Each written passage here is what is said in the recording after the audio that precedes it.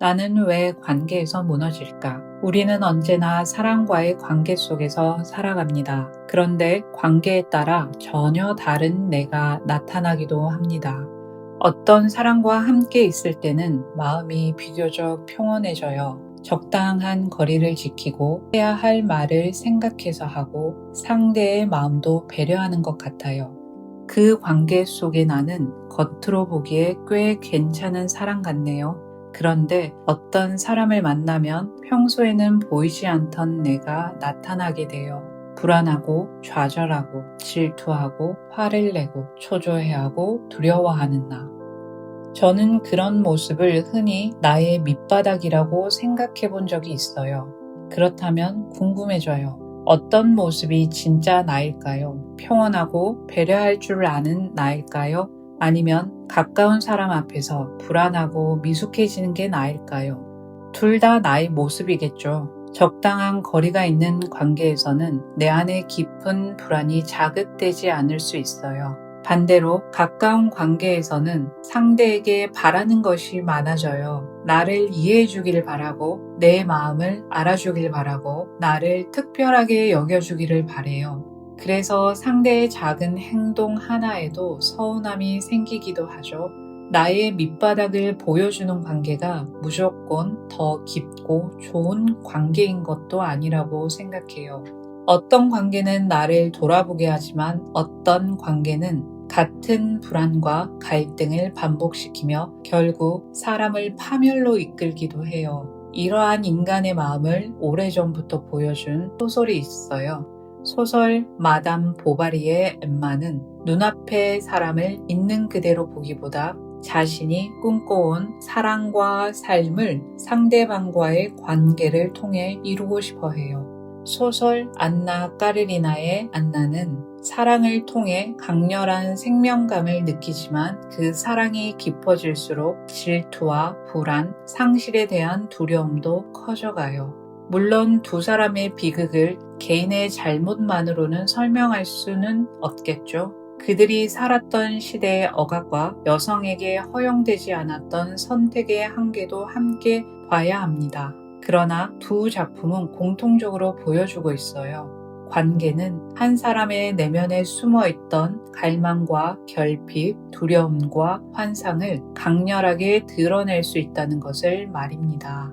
그 만남이 그들을 완전히 다른 사람으로 만든 것일까요? 아니면 그 만남을 통해 이미 그들 안에 있던 무언가가 드러난 것일까요? 우리는 안나나 엠마와 같은 삶을 직접 끝까지 살아보지 않아도 그들의 선택과 파멸을 따라가며 감정의 삶 전체를 맡겼을 때 어디에 도달할 수 있는지를 바라볼 수 있어요.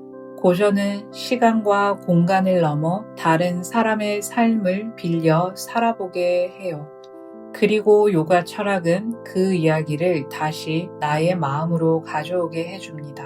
요가수트라 2장 3절은 인간에게 고통을 일으키는 마음의 원인을 5가지 클레샤로 설명합니다. 그 중 관계에서 특히 자주 나타나는 마음이 라가와 드베샤입니다. 라가는 좋았던 경험과 내가 원하는 것을 계속 붙잡으려는 마음입니다. 예를 들어 이 사람은 반드시 나를 이해해줘야 해. 계속 나를 사랑해줘야 해. 내가 원하는 방식으로 행동해줘야 해. 그러나 상대가 내 기대와 다르게 행동하면 붙잡으려던 마음은 드베샤, 즉 거부와 미움으로 바뀌기도 합니다.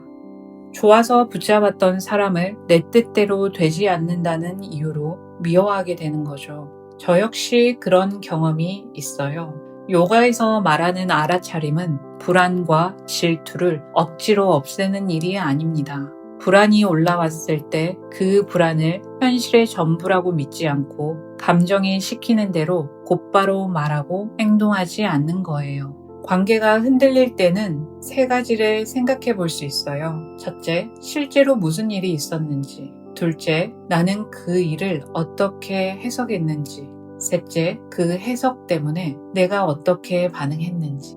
상대가 실제로 약속을 어겼는지 아니면 내가 작은 행동을 버림이나 무시라고 생각하진 않았는지. 그리고 그 불안 때문에 화를 내거나 상대를 통제하려 했는지를 구분해 보는 것이 필요한 것 같아요.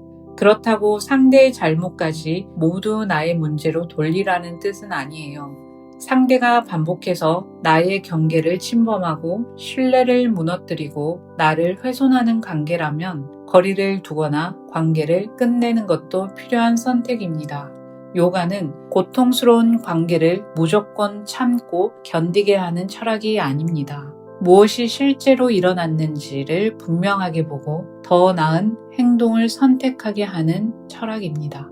그래서 관계를 판단할 때 내가 평온한가, 나의 밑바닥을 드러내는가, 이 둘을 볼 수만은 없는 것 같아요. 갈등이 생긴 뒤에도 서로 자신의 행동을 돌아볼 수 있는지, 상처를 인정하고 관계의 방식을 바꿀 수 있는지, 아니면 같은 상처와 다툼이 계속 반복되고 있는지, 가까운 관계에서 드러난 나의 밑바닥은 나의 전부도 아니고 부끄러워 감추어야 할 치부도 아니라고 생각해요.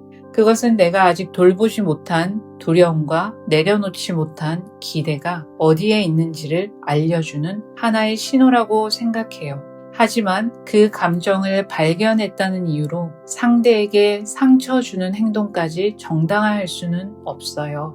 결국 중요한 것은 사람들과의 관계 속에서 어떤 내가 나타났는지를 바라보고 그 다음의 행동은 내가 다시 선택할 수 있는지 생각해 봅니다. 요가는 언제나 평온한 사람으로 살아가는 일이 아니라 내 안에 가장 불안한 모습이 나타났을 때도 그 마음에 내 삶 전체를 맡기지 않는 연습이라고 생각합니다.